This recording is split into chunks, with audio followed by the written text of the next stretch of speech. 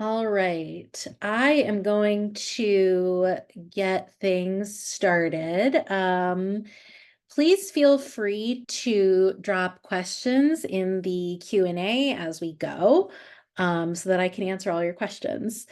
Um, so, Hi everyone. I am Carla Chugani. I'm really excited to be here with you today to talk about DBT skills for college students. That is basically my favorite topic of all time. I will talk your ear off about this topic for as long as you feel like listening. Um, so this is just a little overview of today's presentation. I want to tell you a little bit about my background, just to give some context for why I'm so passionate about this topic. I'm going to talk a little bit about my own philosophy about why DBT skills apply so well for college student mental health and well-being. We're actually going to do a little group self-care practice because it's Thursday afternoon, and who doesn't need that on a Thursday afternoon? And then there's going to be plenty of time for questions and discussion. It's always much more fun and interesting when we can talk to each other and I actually answer the questions that you're interested in talking about. Overall, this presentation should take just about 30 minutes, although I'm always happy to stay on a little longer if somebody has a question they want to chat with me about. Okay, so here I am with one raised eyebrow, looking very skeptical of the world in this headshot. So I currently serve as Vice President of Clinical Programs for Mantra Health. I oversee the clinical development and designs of our products and services. And I've been with Mantra for about 2 years. Actually, my 2-year anniversary is Saturday, June 1st, which I love that my 2-year anniversary is the first day of Pride Month. That's neither here nor there, though. Prior to working with Mantra, I was actually a counselor in the Florida Gulf Coast University Counseling Center. Um, and I just fell in love with the college population and went back, got the PhD, and then became an assistant professor of pediatric psychiatry and clinical and translational science at the University of Pittsburgh School of Medicine. I'm actually still an affiliated faculty member there. I work on research that supports the health and well-being of young people. And as you might imagine, given the topic of today's presentation, on the clinical side of things, I am an expert in dialectical behavior therapy for treatment of borderline personality disorder. Um, there's a really great organization. It's called the International Society for Improvement and Teaching of DBT. We have a fabulous conference every year in November. I've co-chaired that conference twice. I am also the current vice president of the board for that organization, so very active in the DBT community. And whether it's clinical or research, really all of the work that I've done in my career is centered at this intersection of higher education and mental health. And DBT is often in the mix with that work as a way to support the mental health and well-being of our students. Um, the organization that I referenced is the International Society for the Improvement and Teaching of Dialectical Behavior Therapy. We love our acronyms in academia. So if you Google, is it DBT? That's the acronym. But definitely, yep, exactly. Is it DBT? Um, we put on a great conference every year. All right, so getting into it, I'm not going to review the entire DBT treatment model today since our focus for today's presentation is really on the DBT skills. For those of you who aren't as familiar with DBT, I want to take just a little bit of time to review the core modules that we teach in DBT skills training, because this is going to help you understand how I think about the applications of these skills for our students. So the first thing that I love about DBT skills is that they are transdiagnostic. So there are some types of evidence-based coping skills that were really developed as part of a treatment manual to target a specific kind of symptom or disorder, think depression, anxiety.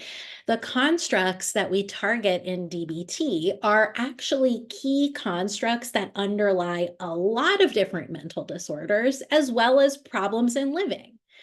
Right? So if you think about like, if you don't have the ability to tolerate distress, that is going to create some problems in living for you, regardless of whether there's any type of mental disorder or pathology present. DBT skills are also balanced into these two overarching categories that represent the fundamental dialectic in DBT, which is acceptance and change. We all need a combination of both of these strategies to be successful in navigating the world, in navigating life challenges. So mindfulness and distress tolerance skills, those are acceptance skills. And then emotion regulation and interpersonal effectiveness, those are our change skills. So mindfulness, as many of you probably know, mindfulness skills are focused on learning to be present in the moment, being present, really showing up for whatever it is that you're feeling, you're experiencing, being mindful of what state of mind you're in, being present to your emotional experience, even when it's painful emotions, which is, it's hard, right? And just generally learning how to move through life being more focused, more present, more effective, and hopefully a little bit more non-judgmental. We next have distress tolerance skills. These are skills for when emotions are really high and acting on emotions might end up making things worse rather than better. This is very relatable content for me. I imagine it is for some of you too, right? So just as it's implied in the name, distress tolerance is all about learning to tolerate distress without necessarily acting on that emotion. These are don't make it worse skills, right? They helped us accept and tolerate what's happening in the moment. And then once those emotions come down a little bit, right? So where we're actually able, we're not so dysregulated that everything is just lighting up our amygdala and we have no ability to sort of think, from a more reasonable state of mind, accessing our prefrontal cortices. That's when we're ready for change skills, right? The emotions come down a little bit. We can think a little bit more clearly, right? That's when we get into emotion regulation, which is all about learning to modulate our emotional experience. Definitely we want to learn how to reduce the intensity and the frequency and the duration of any painful emotions that we are experiencing. But we also want to make changes both in our short term and long term that allow us to experience more positive emotions on a more regular basis. And then last, we have interpersonal effectiveness skills. And these are all about developing, improving, and maintaining healthy relationships. There's some really good relationship skills. There's also a lot of, I would say, like fairly standard CBT-oriented communication skills, assertiveness skills is how I would describe it. So why DBT skills? I think that, I've loved doing DBT for a long time, both as the full treatment modality, as well as teaching these skills psychoeducationally, such as the way we include DBT skills in Mantra's content product, which is called Self-Care. So I mentioned earlier that I started my career as a counselor in a college counseling center. And this was an embarrassing number of years ago, so we're just not gonna talk about when this was. It was a long time ago now, though. So at this time, we had a lot of students coming into our center who were engaging in non-suicidal self-injury. They had maybe features of borderline personality disorder, or they had BPD.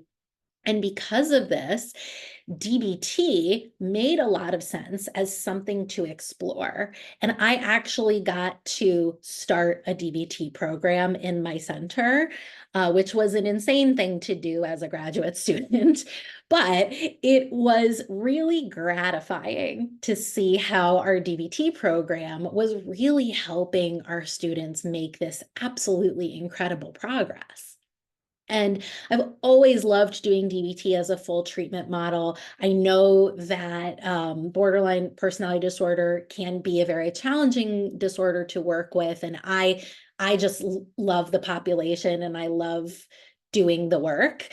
Um, and I think, though, that what I learned very early on through doing that work, especially with young people, right? College students are just so young still. Um, I always wondered, why is it that we're waiting until they are this distressed and have this many symptoms to be teaching them skills that are really so foundational to just knowing how to cope with life, and navigate higher education. And so I think that that's where my focus on DBT skills comes from. It's, as I worked with the highest risk students, what that showed me was really an appreciation for health promotion and health prevention that I didn't have before, where I just started to really think, if only we would start teaching these a little bit sooner, how much human suffering might be prevented, right? How much pain might these young people be spared? How much easier would it be for them to not only survive, but thrive during that higher education experience, and then just have this beautiful blossoming into adulthood and to the workforce? So I think that DBT skills are just it's a really nice package of skills for life, is how I look at it. I definitely can agree that there are many different wonderful evidence-based treatments, right? I'm not an all or nothing DBT person. That would not be very dialectical of me. And I understand that DBT is certainly not the only package of evidence-based coping skills out there, right?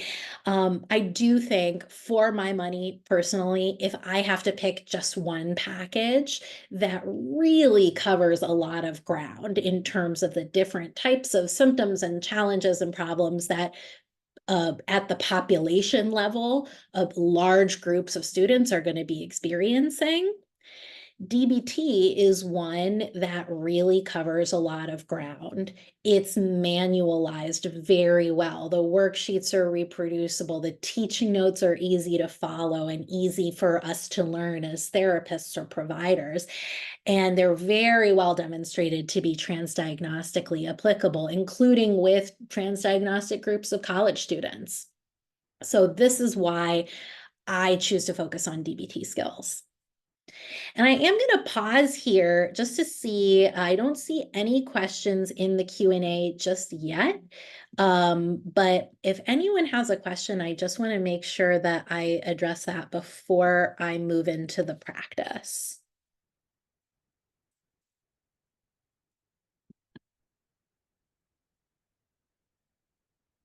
Okay, somebody has their hand raised, but I can't see who they are to be able to unmute them.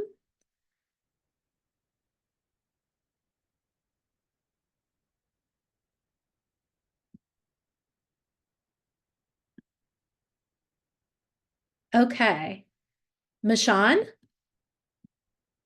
I'd love to hear your question.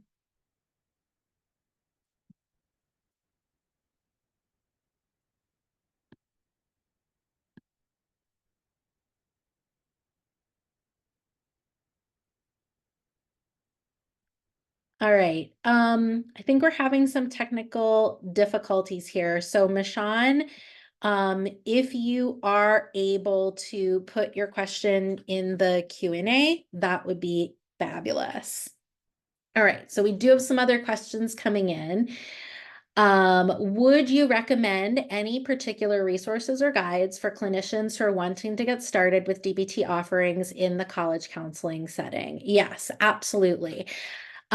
So there are no entire books on this topic, but there are a few book chapters on this topic that I have helped to write. So there's a book called, I'm actually, you can see my head's turning because I'm looking at my bookshelf to make sure I tell you the right books. There is a book that is edited by Linda DeMeff.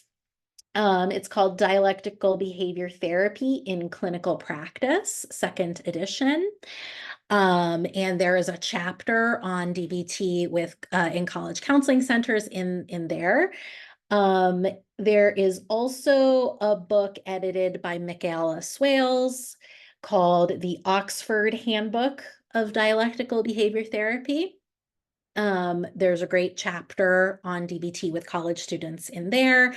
There's also a number of papers that I've published on this topic. And the one that's probably the most useful is called Adapting DBT for College Counseling Centers.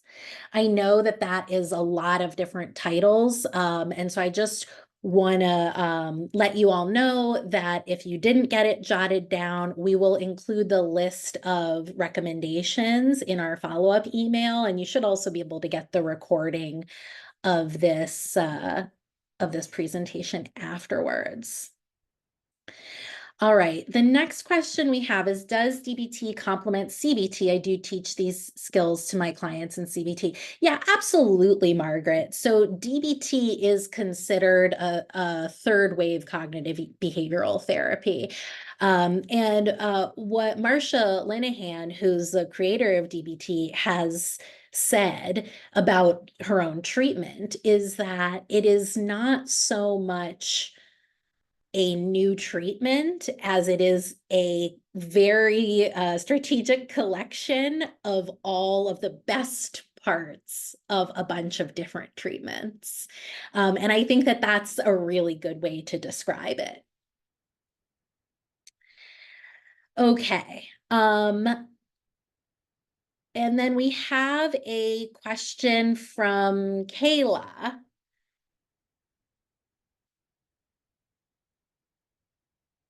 Are we able to get Kayla?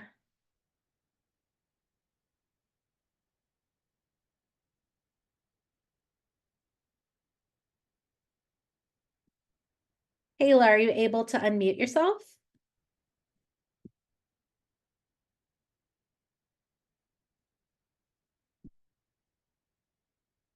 Okay, so we're having some technical difficulties with participants being able to unmute themselves. So I'm going to, at this point, move into the practice, but I want you all to continue to putting your questions in the Q&A.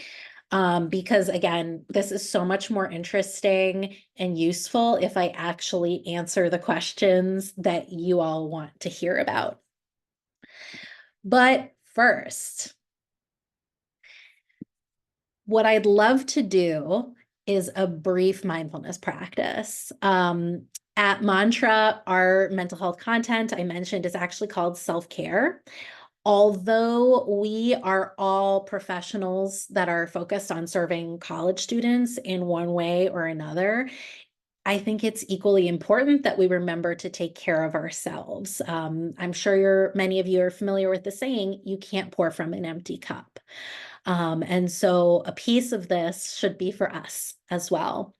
So if you'd like to practice a quick mindfulness exercise with me, I would invite you to just settle into a comfortable position, whatever works for your body. I'm going to stay seated like this. And for many of us, whether you are faculty, staff, administrators, I mean, honestly, even students, When things get really busy, we get overwhelmed, especially if we're ruminators like me. Hi, hello. I'm a ruminator. Um, uh, I get overwhelmed as I run through that list of all of the different things that I need to do. But no matter how many things are on our list, we can really only do one thing at a time, right? One thing in the moment. So bringing ourselves back to the present moment can help us release the stress we're feeling, as well as helping us just be more focused on what is the thing we're doing right now. What's that task at hand? So I like to remind folks, especially during really busy weeks, remember, you just have to get through this one moment, this one task, this 1 hour, this one work day, right? You don't need to do it all at once. So to center ourselves in the moment, what I'd invite you to do is just start by taking a few deep breaths in and out. Center yourself, bring your attention into your body.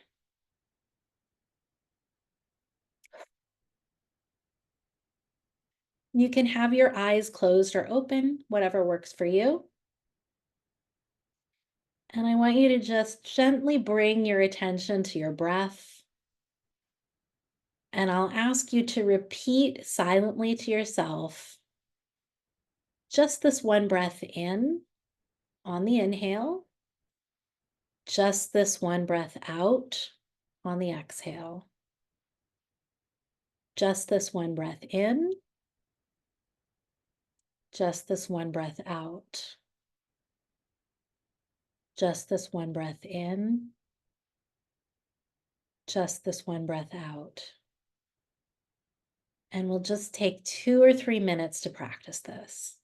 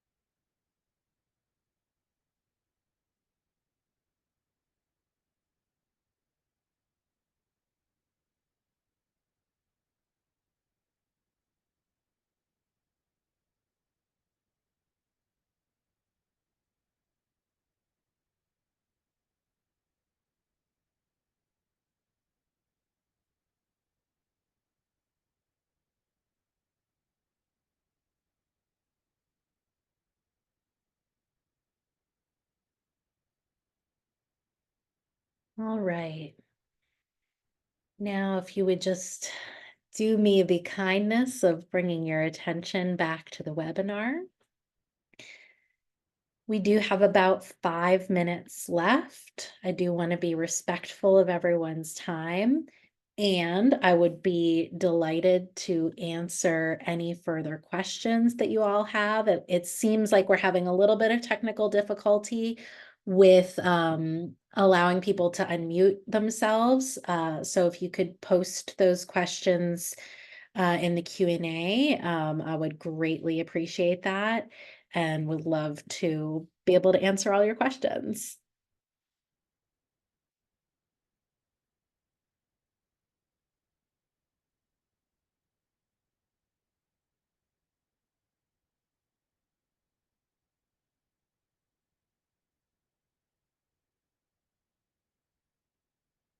All right, and while folks are typing in their questions, I do also want to just give a little reminder. There is going to be a post-event survey that will come up. Um, After the event, would really appreciate it if you would complete it because I'm very interested in knowing what other topics we might offer that you all would find useful and, a meaningful use of your time. So please feel free to give us that feedback. All right, so I see some questions coming in. Ooh, this is fascinating. Any suggestions on using DBT with students enrolled in mortuary science programs? Um, so I don't know a lot about the experience of being in a mortuary science program. So I just want to acknowledge my own lack of knowledge in that area. Okay, lots of PTSD is what I'm hearing. So I think that probably what I would want to do is think about what are some of the common issues in that program that students have a really hard time coping with, and then really strategically consider what DBT skills are most applicable to those particular challenges. The DBT skills sort of apply to so many different things, but the key that to making DBT skills come alive is often how you teach the skills and the examples that you give. So sometimes these concepts are so unfamiliar to folks that you have to figure out ways of helping them understand what is the application of this skill to my actual lived experiences and the particular challenges that I'm struggling with. And I think it sounds to me like the mortuary science type programs would be a really specific kind of experience to go through. And so that would be my recommendation, is really considering how do we make these skills come alive for people having this very particular educational experience. The next question, um, let's see. I like what you shared about fitting the skills into things and not necessarily the full structure of DBT. Can you elaborate on this? I've done this, so I love ideas.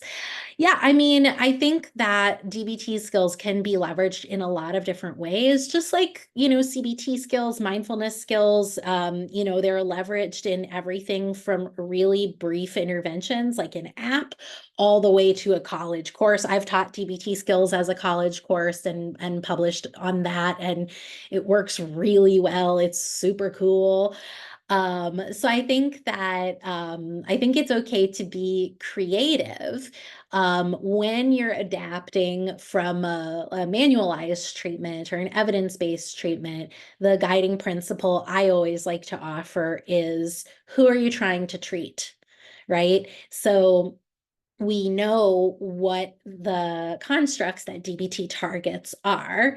And so the question for generating ideas about how can we use these skills in different ways is, okay, if I have a particular population that I'm trying to support, how do the constructs that DBT targets map onto the needs of this population? And that's how I make my choices about how those adaptations work. Okay, next question. Will I be demonstrating any other skills on the list? I won't today, but I absolutely would do that pretty much forever if that was desired. Um, okay, here is a really interesting question that I love talking about. Is there any particular diagnosis that DBT is not compatible with? Yes. So DBT is really organized as a treatment around behaviors that are characterized by dysregulation, right? Emotion dysregulation, behavioral, interpersonal, cognitive, identity dysregulation. And so diagnoses that are fundamentally characterized by over control and over regulation may not be a good fit for DBT. When there is chronically suicidal and self-injurious behavior, we often start with DBT just to get the high-risk behaviors more managed. But there is an offshoot of DBT, which is called radically open DBT, with a whole different skills training manual that specifically is developed for targeting disorders that are characterized by over control rather than under control. All right, I know we are running over time. I am going to answer one more question just because I think it is so important. There is a question about the application of these skills to international students. And what I would say to this is that DBT, like many of the manualized evidence-based treatments that are available and popular in the psychotherapy field, DBT was developed by a white American psychologist. And the manual was developed in the late 80s, early 90s. And I think that it is one of the things that we've been working really hard on in the field of DBT is how to teach these skills in culturally competent ways. It does require some thinking about how these skills could be experienced or perceived by different groups of people. And so a lot of this is actually woven into the DBT skills in our product because I have spent a lot of time thinking about this as well. So for example, in the interpersonal effectiveness skills, there are some like pretty common sense skills like dear man, which is an assertiveness skill. And so one of the things that I talk about when I teach this skill is that, well, let's think about the world that we live in, right? If I, as a queer brown woman, speak in an assertive manner, is that perceived in the same way as if my white cishet male colleague speaks assertively? No, it is not. That is the reality of the world that we live in. And acknowledging these things and really helping students to trust their own intuition about what's going to work for them, whether it's something like an assertiveness skill, mindfulness skill, could be anything, right? And for any reason, like, is it values consistent? Is it consistent with who I want to be in the world? These are the kinds of things I really try to emphasize to help ensure that my teaching doesn't come off as Dr. Carla Chugani, who is in a tremendous position of privilege, is trying to tell you the right way to live your life, right? That's not going to be effective. The goal here, and it's so developmentally appropriate for college students, is to teach them to listen to themselves and to look inside and really think about, who do I want to be in this moment? And which skills are going to get me there in a values-aligned way, in a goal-oriented way. All right, I could wax poetic on this for many, many more minutes, but I am going to stop here. I know that we've run 5 minutes over time. Please fill out our post-event survey. Please send us an email if you'd like to see our product or you just want to chat more. I would love to do this again and would love to be able to speak more on topics that you all feel are going to be useful for your practice. So thanks so much for joining us today. I hope you have a fabulous rest of your afternoon.